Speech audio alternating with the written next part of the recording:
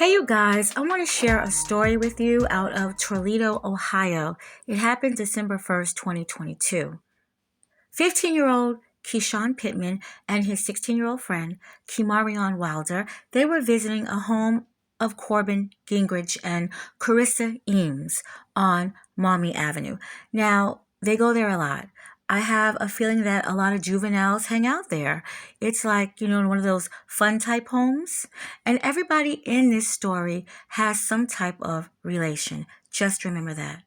So after the teens left, Corbin realized he was missing his hand GUN. Okay, I don't want to keep saying that word because I'm going to say it a lot in this story. So Corbin, he couldn't find his GUN. And he was extremely upset about it. And he knew a lot about Kimarion, who dated his niece. And they were not together anymore around that time. But I personally believe that his niece still kind of liked Kimarion. You know, that teenage love thing. So anyway, on December 2nd, 2022, Kimarion told people that he had a GUN, allegedly, even posted about it on his social media account. Now, the reason why I'm saying allegedly, because I did not see it, doesn't mean it didn't happen. I just didn't see it. And they're also saying that Kyshawn was upset that he didn't have a GUN. This is what Corbin thought, and he figured that the teens would eventually come back one day and try to steal another GUN out of his possession, and he was really, really upset about this. So on December 3rd, 2022, there was either a gender reveal party or a birthday party. I'm not sure, but it was one of those, and it was taking place on Maumee Bay Lodge. Okay, that's not too far from where Corbin lives. So they was having some kind of function there, and Kyshawn and Kimarion, they were in attendance. Now, the boys were asked to leave because someone had said they seen Kimarion with a gun.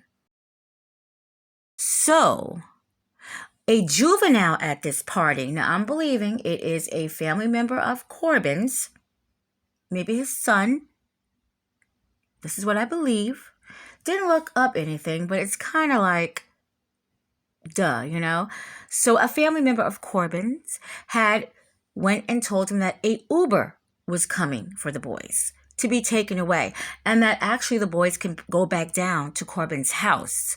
And again, that was the fun house, and the boys didn't realize that Corbin was upset because his property had came up missing, and again, he is thinking Kimarion is behind this. They were just happy to be going somewhere to chill. With the promises of drinking and smoking and playing video games, they were happy to go there. They did not know it was a ruse that Corbin wanted to get them to go down there. I guess he was going to try to scare them to try to retrieve his GUN back. So the Uber arrives and is paid for by Corbin. Now, later on that evening, a little after 9 p.m., both teenagers were seen on a video chat at the basement of Corbin's home. The teens had already texted their respectful families to let them know their location, which didn't seem a problem. It seems that Kimarion would sometime even spend a night or two there. So again, it didn't seem like it was going to be a problem. Now, not too soon after that, Corbin and another male confronted the boys about the stolen GUN. They said that they didn't have it, and a fight ensued. Now, Corbin is saying that Kimarion attempted to pull out a GUN. However, the GUN that Kimarion pulled out was not Corbin's. Was not his GUN. So, this is when the plan that the older adults had should have ended, because that's what it was all about, right? So Corbin and another male, they decided to tie up the teens with cable wire. Now, this is all again according to Corbin. Kimarion suggested that they called Cruz Garcia. He said that Cruz would vouch for them, that they hadn't stolen anything. Again, this is all coming from Corbin, not the teens. So Cruz arrived. He didn't vouch for anything. Instead, he instantly started to pistol whip both the boys while they were tied. He said that somebody had burglarized his home and I believe his mother's home. So now we have two homes that have been burglarized and a GUN missing that they feel that these two young teenagers have did. They suspected these teens were involved in it. So Corbin would tell the police that things didn't get bad until Cruz arrived. Cruz, after he pistol whipped these two teenagers, he called Brent Kohlhofer and Charles Walker. Why he called them, I don't know, but their homes had been burglarized too. That's what they said. So we have four individuals. We have Cruz, we have Corbin, we have Charles, we have Brent, and another individual, which I think is the juvenile that lives there. That's what I think. So we have 5 people all yelling, interrogating, and putting hands on these boys, okay? Now, the GUN is not Corbin, so now they are accusing them of burglarizing these houses that are all spread out throughout Toledo and Oregon, but they're accusing them of things coming up missing. Mind you, to my knowledge, these children don't even have cars. That's why Corbin paid an Uber for them. But this is what they're saying. They believe that these teens have something to do with it. I don't even know if these men put out police reports. I don't think they did, and you will know why. So as the 4 individuals are interrogating them on everything from the still missing GUN and homes belonging to these men that have been broken into and robbed, they decided to transport the teens to a home on Chase Street. So they are going to remove the teens from Corbin's home. Now, during this transportation, they were bound, mouth duct taped, and their clothing was removed. And they were assaulted again by Brent and Charles now. So everybody had a chance to put hands on these boys. They were then placed in the trunk of Charles's car. Surprise, surprise. There was already tarp that was in this trunk, and the trunk was completely emptied out. Nothing was in this trunk. A nice size for 2 boys to fit into. So everyone would arrive to 3015 Chase Street. Now there's an abandoned house there that has been boarded up for quite some time.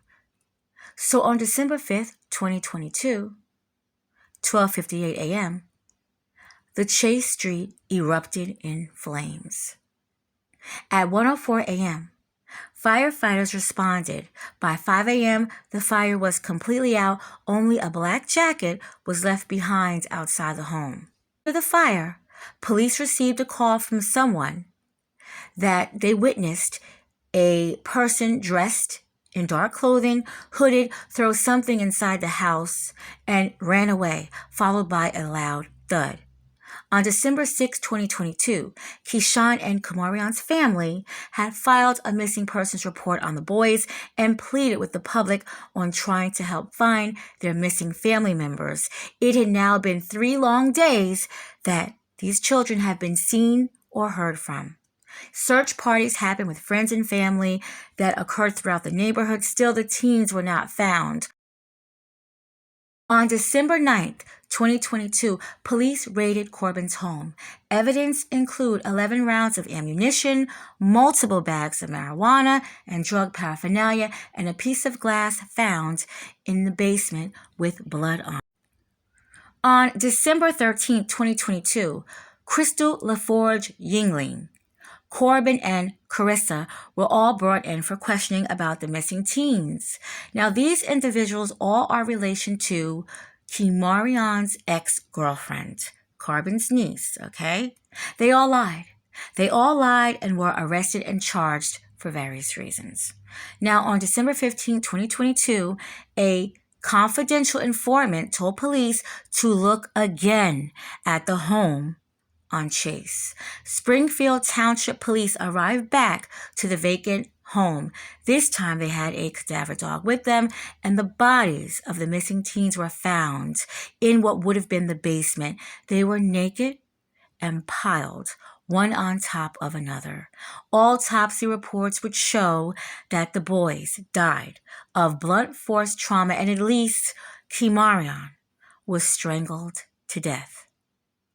Now, later on that day, that the boys' bodies were found, police arrested Diamond Rivera for giving false alibi for Cruz Garcia. Cruz Garcia was arrested at his home in Oregon for assaulting the teens with the gun. On August 6, 2023, police arrested the two juveniles ages 14 and 17 under murder, kidnapping, and obstructing justice. April 13, 2023, Gabriel Garcia was arrested with similar charges. Brent Kohlhofer, Charles Walker, Cruz Garcia, Corbin Gingrich, Don Eames, Carissa Eames, Diamond Rivera, Crystal LaForge Yingling, both juveniles, 14 and 17, were arrested. Now, all these people had something to do with the kidnapping and death of the boys. There were various reasons for these adults putting together this plot to kill the teenagers. Brent Kohlhofer believed that they broke into his home and stole $60,000 worth of marijuana. Yes, this was a whole marijuana operation. Brent would give the drugs to Cruz and Corbin, and they would sell them. So this was all organized crime, to say the least. Charles Walker claims his home was broken into and a $40,000 necklace was stolen. Cruz Garcia said his home was recently burglarized, and I believe his mother's home was burglarized as well. And they all thought that Kyshawn and Kamarion were behind these crimes. So sentencing started in June of 2023 to November 2023, with everyone sentenced according to the level of crime that occurred. The juvenile that was 14 was sentenced to 1 year in Ohio Department of Youth Services. The juvenile that was 17 years old was sentenced to 6 months in an ODYS facility. Crystal LaForge Yingling and Diamond Rivera both had the same sentence. They were sentenced to 3 years of community control and 270 days at the Correction Center of Northwest Ohio. Gabriel Garcia was sentenced to 4 years in prison. Carissa Eames was sentenced to a minimum of 12 years in prison. Don Eames was sentenced to 16 to 8.5 years in prison. Corbin Gingrich was sentenced to 20 to 25 years in prison. Brent Kohlhofer and Charles Walker were both sentenced to life without the possibility of parole. So you would have thought that this all started because of a stolen gun, kind of like a domino effect. Everybody had a gripe with Kyshawn and Kamarion, thinking that they had something to do with it. But the police and Corbin himself, they would all find out later that the gun was found in Corbin's safe. It was never stolen. Kamarion had never stolen. It had been there the whole entire time. Corbin simply forgot.